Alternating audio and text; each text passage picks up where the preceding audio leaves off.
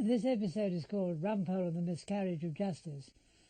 The person who appears to have miscarried justice is Guthrie Featherstone, that very nervous and insecure judge who has condemned for 25 years someone who appears to have confessed to a murder, but for various reasons the Court of Appeal order a rehearing. That sends Guthrie into a terrible spin of helpless uncertainty. What has caused the retrial is whether or not the police have fabricated some evidence, and Rumpole finds himself in this case on the side of the police, defending a police officer who is alleged to have forged a confession.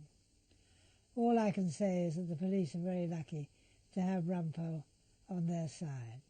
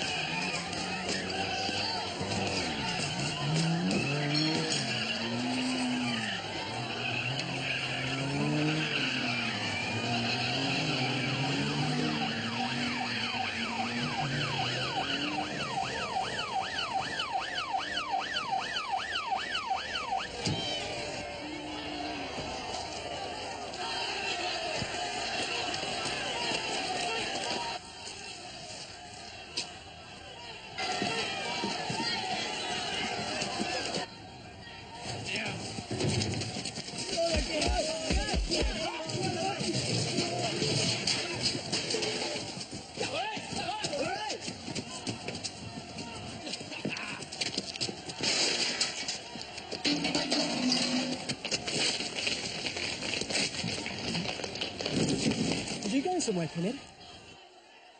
Liked by one and all, Betty. Best of his intake. Did his job, braver than any of us. Great career in front of him. That's not a great help, is it, telling you all that? No. All I can say for your satisfaction, Betty, is that we got the little bastard no bloody trouble. And he won't get away with it, not in a million years. Put your trust in Roy, Betty. You trust the super. That's one thing I can do for you, Betty. I can promise you a conviction. Morgan, you have been convicted of murder out of your own mouth and by your own words. Every minute that this trial has lasted has made me surer and surer of your guilt. You will go to prison for life, and my recommendation is that you serve a minimum of 25 years. Thanks for that, Mr. Kennan. Thanks for everything. Least we could do, Betty. Take him down. Justice for Silence! Evening, Judge. Ah, Rumpole.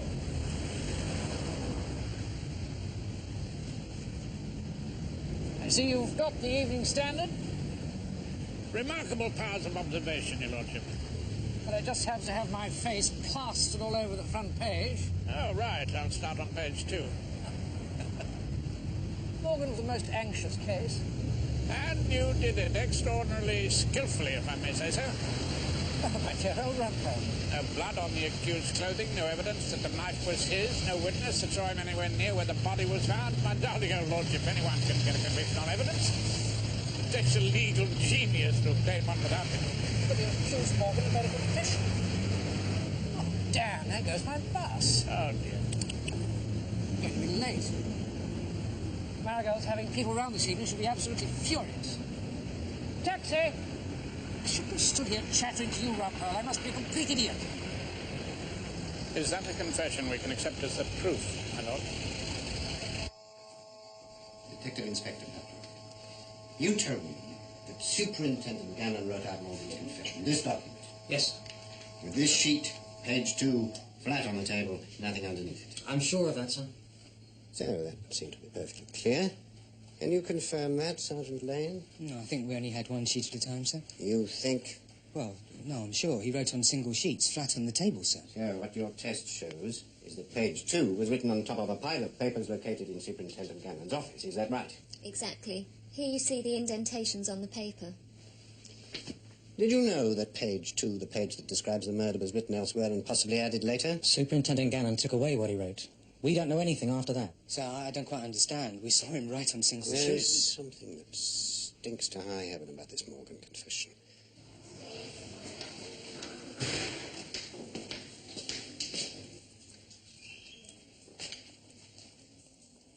From the Chief Super's office to go in the safe, Linda.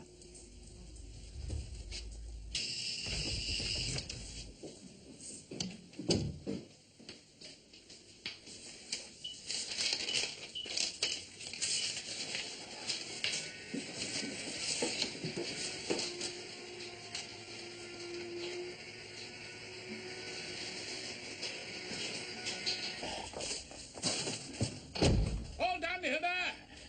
Absolutely no trouble at all. I can't understand why women make such a meal about shopping. I broke the speed record at Gloucester Road Happy Mart. Round on 2 wheels most of the time. Now then, here we are. Squeeze me, bath cleaner, present. Rumpole, I distinctly asked for the line flower scented and the jumbo size. That's the recession, Hilda. We can't afford the jumbo. This will do very nicely. Your sugar, madam. Sweets to the sweet. Sugar. For a baked pudding. Excellent. I relish the Rumpole roly-poly. Rumpole, this sugar is in lumps. Yeah? What am I supposed to do? Jump up and down on it? Well, do your best. Oh, I managed to track down that mincemeat you wanted. Brilliant of you. This will be wonderful for making shepherd's pie.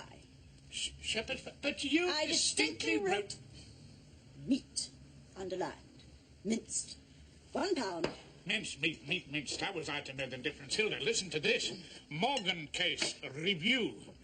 The Bishop of Worsfield, the Cardinal Archbishop of Westminster, and the Chairman of the Arts Council have all called for the reopening of the case of Peter Morgan, convicted for the murder of P.C. Yeomans on the Buttercup Meadows estate. Oh, well, it's no use, Morgan Rumpole. known locally. I shall just have to do all the shopping myself in the future. Well, I'm not the only one to make mistakes. Just think of poor darling old Mr. Justice Featherstone.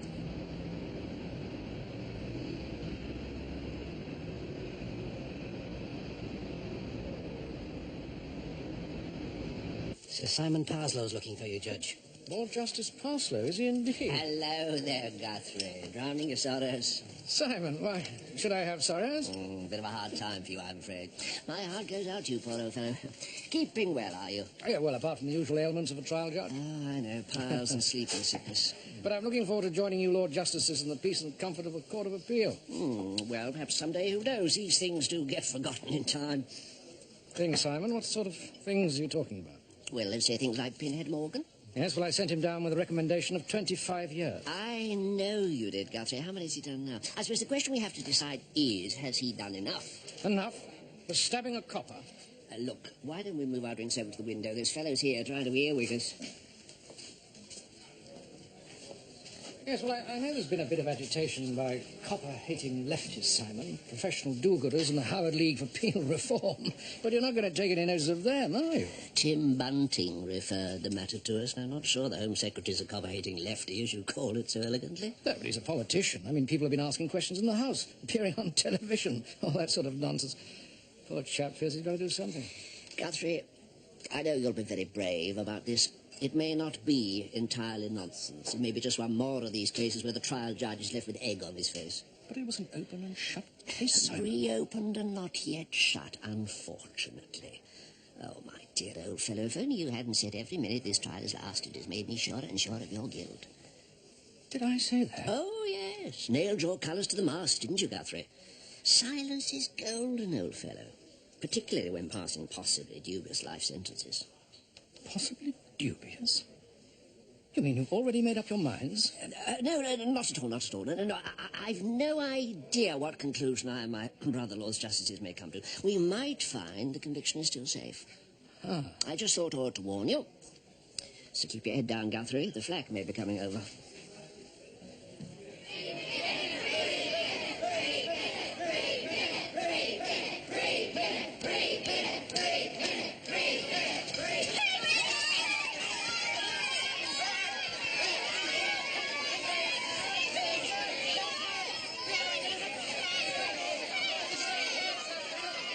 Court of Appeal is sitting in judgment this morning, Wilfred. So I understand, sir, from Lord Justice Parsfallow's clerk, Gladys. It's a troublesome business, Wilfred. It's an extremely troublesome business. Pity they got rid of the rope. Those were my very words to Gladys. I was perfectly entitled to say, well, we had watertight evidence. And if that young man had been strung up, he would never have come popping up in the Court of Appeal and causing us all this trouble and anxiety. The point is, I have to know the result as soon as possible. Now, you come into my court at what time? 12:30, sir. It should all be over by then, according to Gladys. Gladys is very reliable. We've become fast friends over the years. Do stop going on about Gladys and try and concentrate on coming in and giving me a signal. Now, let's say, thumbs up if Pinhead goes back to prison and we're in the clear. And otherwise, may I make a suggestion, sir? Thumbs down. I fear there's going to be a terrible miscarriage of justice, Wilfred. The officer in charge of the case, Detective Superintendent Roy Gannon, must bear the heavy responsibility of obtaining this worthless confession. We, as judges of the Court of Appeal, can only apologise to the public and to Mr. Morgan, the unfortunate victim of this miscarriage, for the somewhat unwise remarks of the learned judge, who was reckless enough to say, and I quote, "Every minute this trial has lasted has made me surer and surer of your guilt."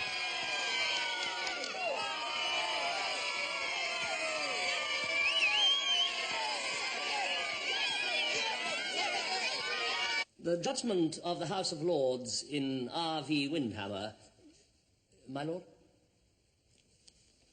defines intent as presence of mind and body acting in concert in a willful murder. And at page 209 of the... No, I'm so sorry, I've got the wrong page. 213. No.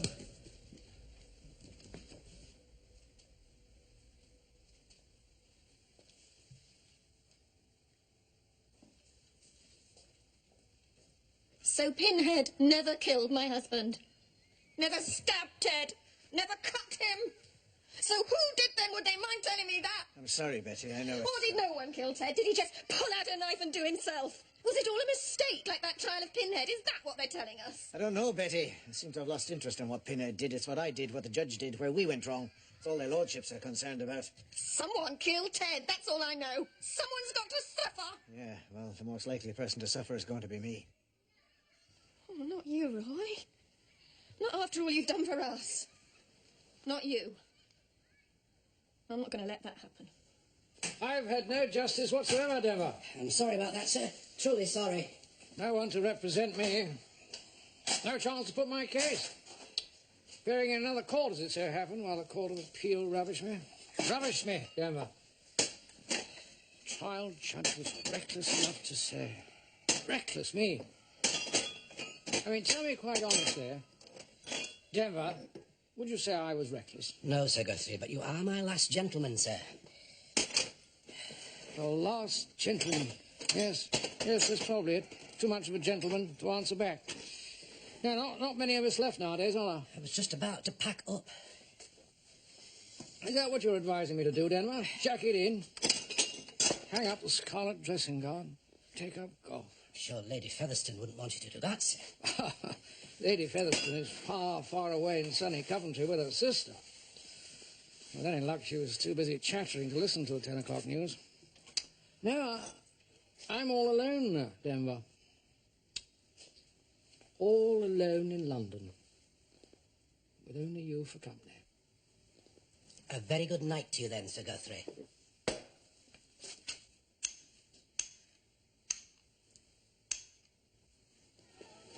Good night, Denver.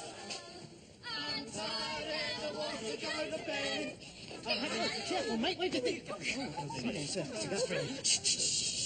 It's, Mr. Justice Featherstone. If it isn't Henry, from number 3 Equity Court, out on the town, are you, Henry? Are you all in the law? In which case you have my profound sympathy. Well, no, not exactly, Sir Guthrie, not at all in the law. What we have here is the cream of the Bexley Heath thespians. Yes! Up in town on our annual theatre evening. And this up. Yeah, no, that was not the purpose of the evening, Sir Guthrie.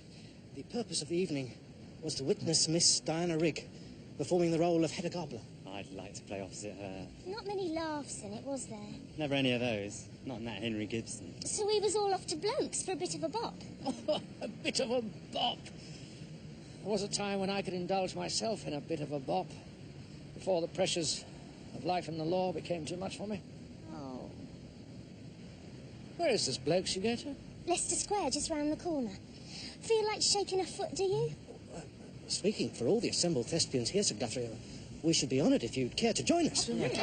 Just for a drink. Well, that's very kind of you, but I'm afraid it's quite impossible. I mean, tell me, quite honestly, what was I meant to do? Go down into the cells and keep a fatherly eye on Pinhead Morgan, make sure the old Bill wasn't picking him up, because he had tea and biscuits and a clever solicitor. No, I can't do that, you know. I simply don't have the time. So if we trial judges are going to carry on, we've got to trust the police, Debbie. Dotty! What did you call me? And my name's Dot. Dotty, not Deb, Debbie. Seems as I'm always making mistakes. Don't you worry, Judge, you're an excellent mover. Oh. Morning, Dot. Who's been giving you flowers? I didn't forget your birthday, did I? You can't have. I never told you when it was. No, perhaps I didn't. From a judicial admirer. Thanks for the bob. I don't read your correspondence, Mr. Erskine Brown, so I'd be glad if you kept your eyes off mine. Only taking a friendly interest, Dot. Is it serious? When's the engagement? I've seen enough of married men not to want one of my own, thank you very much. Morning, Henry. Ah, Mr. Rumpole, we was expecting you half an hour ago, sir. Blame the common market, Henry. I fell asleep on the bus reading about it. Oh, somebody's birthday. It's Dot. She's got an admirer. Yeah, and you've got a police officer, Mr. Rumpole. What? Rumpole, they fingered your collar at last. Nothing to do with my VAT, is it? I told the superintendent, Mr. Rumpole, he couldn't wish for a better brief. Oh. Not one with your talent for acquittals. You saw my point, didn't you, boy? Acquittals. That's what's caused all this mess. The way you lawyers let Pinhead out laughing. Oh, you blame the lawyers for that, do you? I gave Betty Yeomans my solemn oath I'd get her a conviction. Did you mean that any old conviction would do? Oh, Pinhead was guilty, all right. There's no mistake about that. Very well. Now, let's see exactly what you did. Pinhead was arrested on the night of the incident. On the night he killed Ted Yeomans, yes. You interviewed him 3 times before he made a statement to you. He used foul language to us, or else he stayed silent, and that's often signs of cracking up. Now, you were away on the morning of the day he confessed. I went to see someone in hospital, yes. When I got back to the station, I was met by D.I. Peplow, who told me that Pinhead was ready to talk. Yes, that's right. They had a short interview with him while you were away. But all that Pinhead would say was, when is the governor back? I would now like to tell him about my involvement. That's according to D.I. Peplow's notes. Something like that, yes. So why did he change his mind? They need to talk, Mr. Rumpole. They need to tell someone about it. Can't keep it bottled up any longer. Then the truth comes out. The new lawyers won't believe it. Did he use all the words in this confession statement? As far as I'm concerned, he said exactly what I wrote down. Yes. Now, you wrote on single sheets of paper, on loose sheets. Yes, I'm sure I did. D.I. Peplow, D.S. Lane saw that. Nothing underneath, nothing between the sheet you were writing on and the table. No, I'm sure there wasn't. You know, the machine thinks differently. It ran its eye over a pile of blank statement forms from your office and detected indentations of page 2. That's the page which contains the words, I came tooled up, I cut the copper, and so on. You can't rely on a machine. Superintendent Gannon, do you understand the case against you? That page must have been written on top of a pile of blank statement forms, and that it was then substituted for a less incriminating page 2. I wrote down exactly what Pinhead said. Are you sure you didn't improve on it later? To keep your promise to an unhappy woman? Yes, I'm sure. Yeah, I thought I'd give Rumpole lunch at the club since they made me a member, Judge. Bit of a treat for the old boy. A rare opportunity to listen to judges slurping brown Windsor soup. I say, I'm so sorry, Judge. You must be suffering terribly. Suffering? No, I'm not suffering. I'm feeling, well, on top of the world, really. You're being brave about it. Of course, anyone can make mistakes. Mistakes? What are you talking about? Who's been making mistakes? Have you heard about anybody making mistakes, Rumpole? Mistakes? No, certainly not. Mistakes simply don't occur in the law. I summed up in that case perfectly fairly on the evidence before me. Are you suggesting I made some kind of mistake? God forbid. Well, anyway, you look well, Guthrie. Top of the world. There's more to life than stuffy courtrooms and summings up, Claude. Life has better things to offer, greater pleasures, and thank God I'm still young enough to enjoy them. Of course you are. A mere child. Shall we sit down? Ah. Yes, at least I'm young enough to indulge in a bit of a bop occasionally. Bit of a what? A bop, Rumpole. A rave. That means a dance-up. A dance up? Well, it's a modern idiom which you may be too square to understand. He's not square, he's round. I can see this is going to be an hilarious luncheon. Anyway, Marigold was away, and I didn't fancy spending the evening here with a lot of dusty old lawyers, so, I took a young lady out, bopping. Claude takes them to Wagner, you know. A judicial bop. I suppose because it lasts longer. Good heavens, I'd never have imagined. Anyway, what I do find interesting, to be absolutely honest with you fellows, is how many young women today, well, let's say girls, how many girls today prefer the older man as a partner in every sense of the word? Oh, that's the in thing now, is it? Gerontophilia. Well, not really old, Rumpole, not in your class, but the slightly older. Even judges? Well, even judges are human. Not many people know that. So, you mean you actually struck lucky with your boppy? Oh, yes, Claude, beyond all reasonable doubt. Successful in every way, in every possible way. Let's say it was an evening to look back on with joy when one's bopping days are over. Well, sorry, you chaps. I'm lunching with a couple of the younger members. Dot. It must have been our Dot.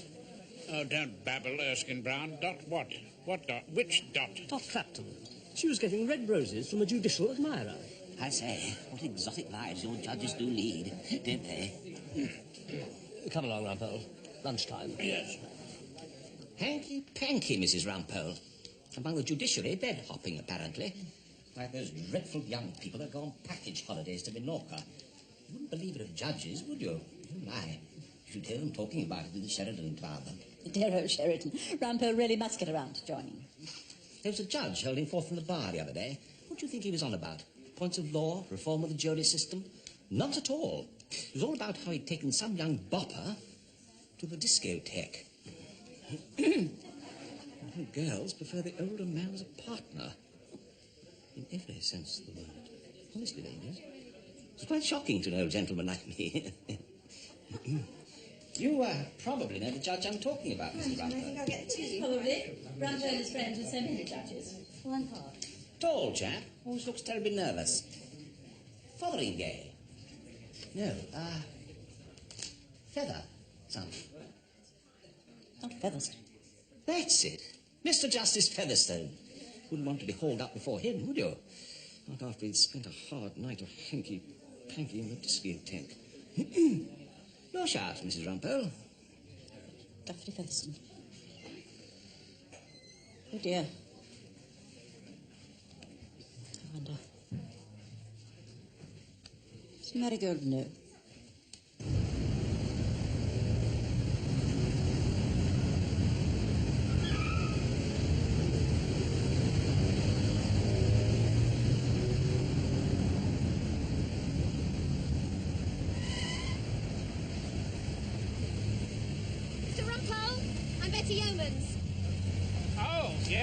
You going anywhere?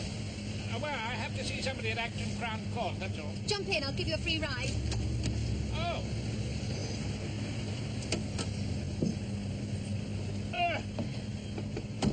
That's very kind of you. I've been meaning to have a word with you. Oh, really? Friend of Roy Cannon's got this minicab business. Job suits me. I do the hours and I can look after the kids as well. And don't forget your seatbelt. Oh, yes. There we are. Now then, what was it you wanted to tell me, Mrs. Yeoman? Well, full of wankers. Oh, is that what you wanted to tell me? Why can't they make their minds up? Roy's been wonderful to me and the kids, Mr. Rumpole, since we lost Ted. Yeah? Come on, madam, it's gone green. You colourblind or something? I don't think she can hear you. I know, but it makes me feel better. It's like Roy made me feel better when he got our conviction. Ah, yes, but was it the correct one? Isn't that the point? You don't think he lied, Mr. Rumpole, just to give me the satisfaction? He's not like that. Roy isn't. A street copper. Roy's not the one Ted used to talk about. Oh, Ted used to go on about someone, did he? Oh, I know, he was only a uniform man. Ted was never that ambitious. But his friend, the one he was at school with, he's a high flyer. He went straight in the CID and got detective sergeant. We used to see a lot of them, though. Him and Doreen, our kids was the same age. Mrs. Yeomans, what is it exactly you wanted to tell me? Why don't you go home and take driving lessons? No, that's all right. I'm getting used to it. It's after Mr. Pertwee got convicted. There was someone else Ted's friend was worried about, but it wasn't Roy. Superintendent Gannon's as clean as a whistle. Not like some others I mentioned he used to say. Who used to say? Oh, didn't I tell you? No. It was Chesney, of course. Chesney. Get a move on. What do you think this is, a funeral procession? Chesney? Yes. We all got on so well together. Haven't seen much of them, though. Neither him nor Doreen Lane. Not since Ted went. Oh, Detective Sergeant Chesney Lane. One of those present when Pinhead Morgan signed his confession. Tell me more, Mrs. Yeomans. Guthrie, a word with you. Oh, Simon. Is there something else? Is what something else? Your ears should be burning. I've been having a little chat with the Lord Chief about you. Not about dancing, was it? What did you say? We were talking about dancing. Well, hardly. I mean, I don't suppose the Lord Chief dances much nowadays. Do you dance, Guthrie? Dance? No, of course not. Why are we talking about it, then? Talking about what? Dancing. I really don't know. It's probably quite irrelevant. Yes, it is totally irrelevant. What we were discussing, Guthrie, is whether we shouldn't let you try Detective Superintendent Gannon, the fellow charged with faking a confession. But I tried Morgan, the chap who's supposed to have confessed. So you did, Guthrie. Clever of you to remember. And you made an absolute pig's breakfast of it, didn't you, old chap? Well, we're thinking of giving you a chance to redeem yourself. Gannon. A copper who deceived the court. Deceived me, in fact. That's right, Guthrie. It might not have been very hard to do, but it seems he did it. Rotten apples in the police must be turfed out of the barrel, if the evidence exists, of course. The public expects a conviction. So, for the sake of the administration of justice, will you take it on? Oh, yes, Simon. Yes, yes, yes. You can tell the Lord Chief, yes. Oh, well, that's settled then. Oh, and Guthrie. Yes, sir? I should give up dancing if I were you. You're probably too old for it. Ah, Mr. Bernard. You associate pretty closely with the boys in blue, don't you? Attend their annual dinner dance, bump into them in the Rotary Club, that sort of thing. Well, you get to know how their minds work. And you can tell me, what was the Pertwee case? Oh, oh dear, we never got instructed on that one. Otherwise, you'd have had the brief, quite definitely. Yeah, I believe it. A superintendent, Pertwee. Yeah. Some people wanted to get rid of him. Oh? I never discovered who or why exactly. It all started with a series of minor persecutions. I mean, they actually did it for speeding when he was out with his family. And then he was supposed to be friends with a big local villain. Yeah. And they finally got Jim Pertwee on a charge of perverting the course of justice. Planting dope on a suspect. Well, I never found out who did the planting exactly. He got a couple of years. Still at it. You interest me strangely. Bonnie Bernard, I have work for you. Usually have, Mr. Rumpole. Detective Sergeant Chesney Lane. Cultivate his friendship. I think there's something he'd like to tell us.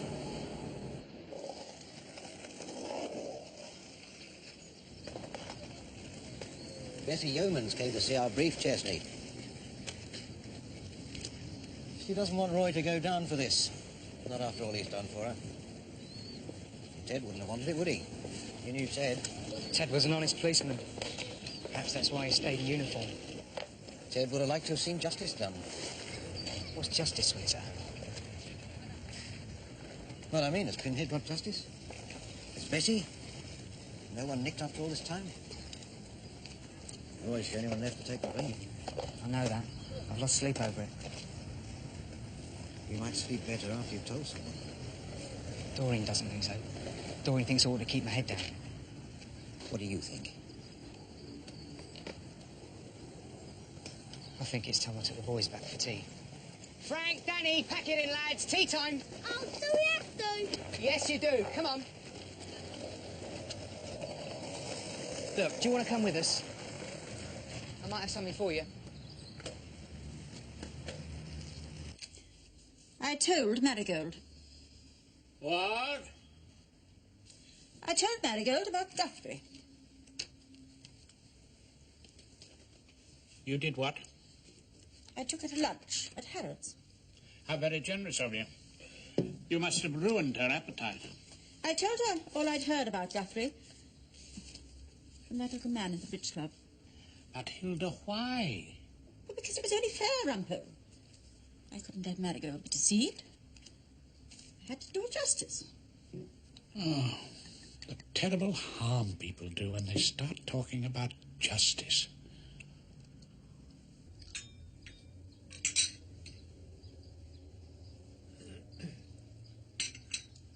Telling everybody. Spilling it all out in the bar of the Sheridan Club as soon as my back is turned. Marigold, we've been through all that. Yes, well, we're going through it all again, several times. What do you think it felt like, having Hilda Rumpole feeling sorry for me in the Silver Grille? I've told you I don't know what came over me. Probably the same thing that came over you when you made a complete bosh of that murder trial. Temporary insanity. I suppose that's the kindest way of looking at it. I've told you it was completely innocent. Oh, yes. Is that why you confessed? But I didn't confess. Of course you did. Look, you're not the greatest catch in the world, Guthrie. Little Miss Watsit's perfectly welcome to you as far as I'm concerned. But why couldn't you keep your mouth shut about it? But I've tried to explain. You've got absolutely no judgment, Guthrie. It must come as something of a drawback in your profession.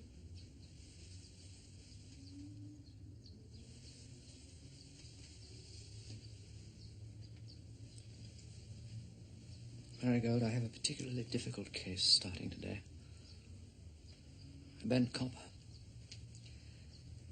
How can I concentrate on it until I know your decision? You're not going to leave me. Of course not.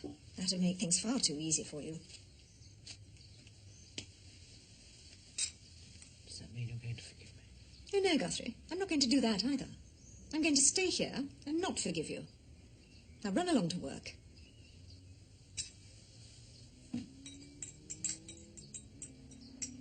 Oh, and Guthrie, do try not to make another cock-up, won't you?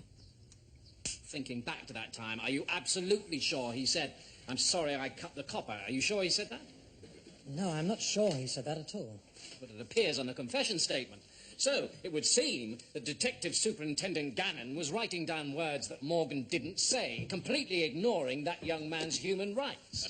Is that the situation? Perhaps I could remind my learned friend Yes, Mr. Rumpole. that detective superintendents like my client, Mr. Gannon, have human rights also, and one of them is that prosecution witnesses should not be asked leading questions. Mr. Crudgington was just making the obvious deduction. Ignoring all other possibilities, my lord, as is the way with those who talk about human rights for a carefully selected minority. My lord, I'm quite prepared to play the game by Mr. Rumpole's somewhat outdated rules. They're not my rules, they're the rules of evidence. Have they gone out of favour with radical barristers? Perhaps it would be better if you rephrased your question, Mr. Crutchington. Poor old darling's forgotten what his question was. No, my lord, I'm prepared to leave it there. Now, Detective Inspector Peplow, you gave evidence at the trial of Pinhead Morgan? I did, yes. And at that time you had no doubt that the words Morgan said were written in the confession document? I couldn't recall exactly what he said, but then I had no reason to doubt what Mr. Gannon had written. Oh, and you have now? Since Chief Superintendent Belmont showed us the test, he proved that page 2 had been written later. Tell me, was Superintendent Gannon present when Mr. Belmont showed you the machine? No. Well, was he not asked to attend? Not as far as I know. Oh, why was that? I can't tell you. Were you and your sergeant being asked to gang up on your superior officer, Mr. Gannon? No, Lord, that's an outrageous suggestion. Chief Superintendent Belmont hasn't had a chance to answer that very serious accusation. Oh, you mean Mr. Belmont has human rights also, even though he's a policeman? He has a right to answer these charges. So I shall be calling him as a witness, my lord. Unless Mr. Rumpole has any objections. No, not really, my lord. Calais, Mr. Bernard, the old radical darling has walked straight into it. Now I can question Belmont. Just one more matter, Detective Inspector. Pinhead Morgan refused to talk during the first 3 days of his custody. Yes. And then you saw him without Superintendent Gannon being there. Detective Sergeant Lane was present on that occasion. Did you tell Morgan that if he did not confess, you would hand him over to Ted Yeoman's mates, who would do him over in a way he would never be likely to forget? Well, Mr. Peplow? No, I did not tell him that. But by a remarkable coincidence, Mr. Morgan spoke at length to Superintendent Gannon that very afternoon, and did so the moment Mr. Gannon arrived back at the station. Yes, but I don't think it was exactly the statement that's being produced in court. Produced in court? Yes. Do you have any more questions, Mr. Rumpole? No, not at the moment, my lord. In that case, I will rise for a few minutes. Court rise. A public business, my lord? No, Mr. Rumpole, it is an entirely private matter. Marigold, darling, I appeal to you. I'm sorry, Guthrie. You've lost your appeal. Chief Superintendent Belmont, what led you to make the test on the confession statement with the electro-detective, or whatever the little device is called? There was a lot of protest about Morgan's conviction, his subnormal intellect. So you took a pile of blank statement forms from Superintendent Gannon's office. Did you do that surreptitiously? I don't think he knew about it. No, he was on holiday. But you did not tell him what you were doing behind his back? No, I didn't. At that stage, I didn't altogether trust Superintendent Gannon. You had another officer convicted for perverting the course of justice, didn't you? Superintendent Pertwee. You do get the occasional rotten apple, Mr. Rumpole. Yes. Your particular barrel seems to be unusually full of rotten apples, doesn't it? Can I suggest where all this corruption starts? By all means. At the top, with you, sir. My lord. Mr. Rumpole. Mr. Rumpole, I'm sure you understand the risk you're taking in attacking a senior officer in this way. A risk, my lord? Well, we all like to dance on thin ice from time to time, don't we, my lord? I don't know what you're up to exactly, and I doubt if many of the CID officers know either. But Superintendent Pertwee found out, whatever it was. And Pertwee had to be persecuted, accused of consorting with criminals. Pertwee was convicted after a trial by jury. So was Pinhead Morgan. Did my client, Mr. Gannon, come to you and say that Pertwee may have been framed? I don't remember him saying that. And is that why you had to get rid of Gannon as well? By making it appear that he had forged a confession? Usher. So far as I'm concerned, he did forge a confession. As far as you are concerned. Just take a look at that document, will you? What is it? It appears to be a photostat copy of page 2 of Morgan's alleged confession. The handwriting is Superintendent Gannon's? Yes. Well, run your fingers over it. Look at it closely. Hasn't someone gone over every letter with a pointed object pressing down hard? I can't tell. Oh, come, sir, of course you can. Someone did that so that the writing would be impressed on the blank pages underneath it. And it would look to the machine as though that page had been written later. Surely you're not suggesting that Superintendent Gannon manufactured that evidence against himself, are you? Mr. Rumpole, where exactly did this come from? It came from Chief Superintendent Belmont's office, my lord. hell are you doing, Mr. Rumpole? Defending you, and rather well, even though I say it myself. All that you put to the Chief Superintendent, what's the public going to think? What is the jury going to think? That's what interests me. Look, if that's going on at Chief Superintendent level, who are we going to trust? Listen to me, Mr. Gannon. You voiced your suspicion about Pertwee's conviction to Chief Super Belmont, didn't you? And that is why he is out to get you. You can't prove that. We've got a witness, Roy. Who? Chesney Lane. You didn't tell me. We weren't sure he'd come out with it in the witness box. Somebody's been trying to shut him up, apparently. And I don't blame them. You did what? Let young Chesney blow the whole division. I imagine he's going to tell the truth. Yeah, is that going to make it any better? Better for you, perhaps. We might even get you off. I mean better for the police. Listen to me, Mr. Gannon. The police, the judges, public interest, the interest of justice, all those big words, those big ideas, they're altogether too much for me. I am here to see that nobody gets banged up for a crime they probably did not do, and that is very likely to happen to you unless you help me. I don't want young Chesney saying all that out in public. Oh. Think about it, Roy. You've got till tomorrow to think about it. Lord, your lordship will know from the statements that this witness corroborates Detective Inspector Peplow's evidence. I tend to him in the remote possibility that Mr. Rumpole may want to cross-examine. Do you have any questions, Mr. Rumpole? Yes, my lord. Thank you. Detective Sergeant Lane, since making your original statement, have you thought further about the matter? Yes, I have. And now? Now I want to tell the truth. When you and Detective Inspector Peplow were alone with Morgan, did Peplow say something to him? He said he'd get Ted Yeoman's mates to do him over. Did Superintendent Gannon know anything at all about that threat? Not that I know of. But that afternoon, Morgan made a full confession to the superintendent. Yes, he did. He said he was sorry he cut the copper. He was excited, what with the car racing and that.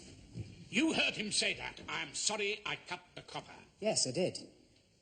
Do you think Morgan confessed because of Peplow's threat, or because it was the truth? How can he possibly answer that? Quite so. Of course, he can't. Thank you, Mr. Cratchington. Usher, I'm very grateful to my learned friend for supplying the answer to that question, my lord. Now then, Sergeant Lane, is that a photostat of page 2 of the confession that Superintendent Gannon wrote out while you were there? Yes, it is. What can you tell us about it? Someone's gone over every letter, pressing hard down on the paper. I imagine that was done to show indentations on the sheets under it. Well, don't let's have what he imagines. I agree. Let's have what you know to be the truth. How did you obtain that document? It was in a file I brought from Chief Superintendent Belmont's office. Well, it looked as though someone was trying to frame Mr. Gannon, so I decided to keep hold of it. Thank you, Detective Sergeant Lane. Just wait there a moment, will you? In case my learned friend can think of something to ask you.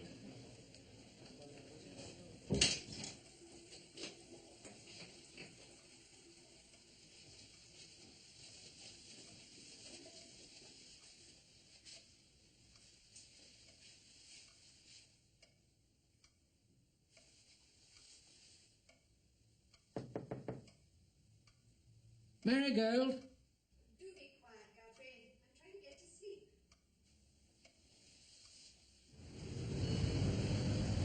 Well, goodbye, Mr. Gannon, and congratulations. It's a funny thing, isn't it? What?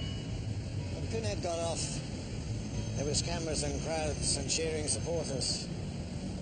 Very quiet now, isn't it? Well, isn't that how you want it?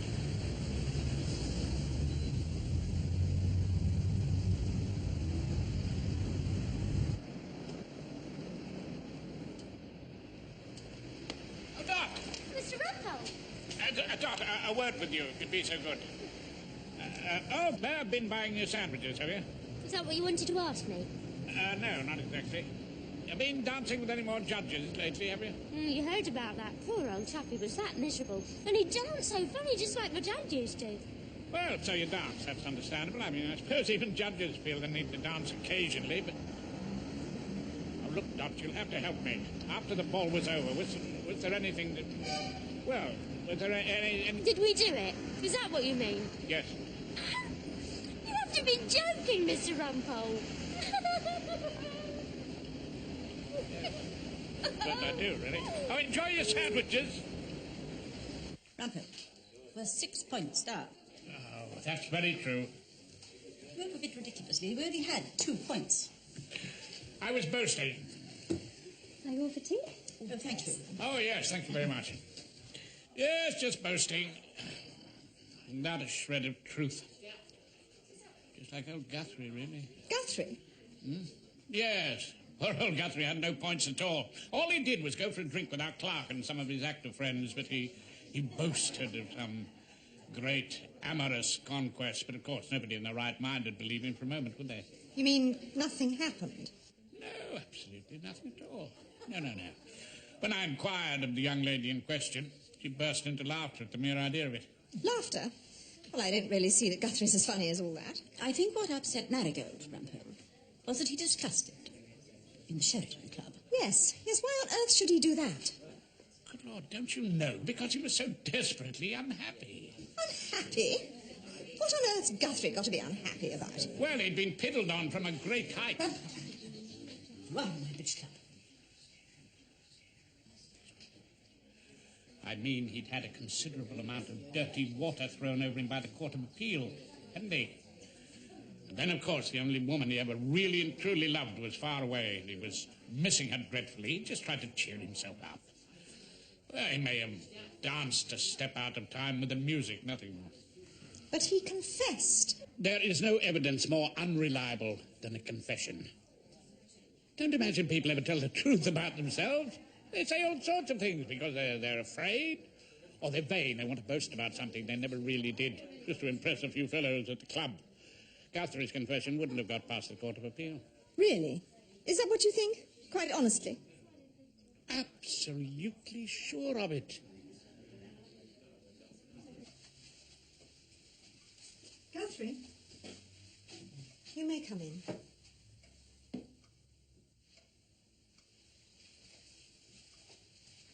But for heaven's sake, don't boast about it in the Sheraton Club.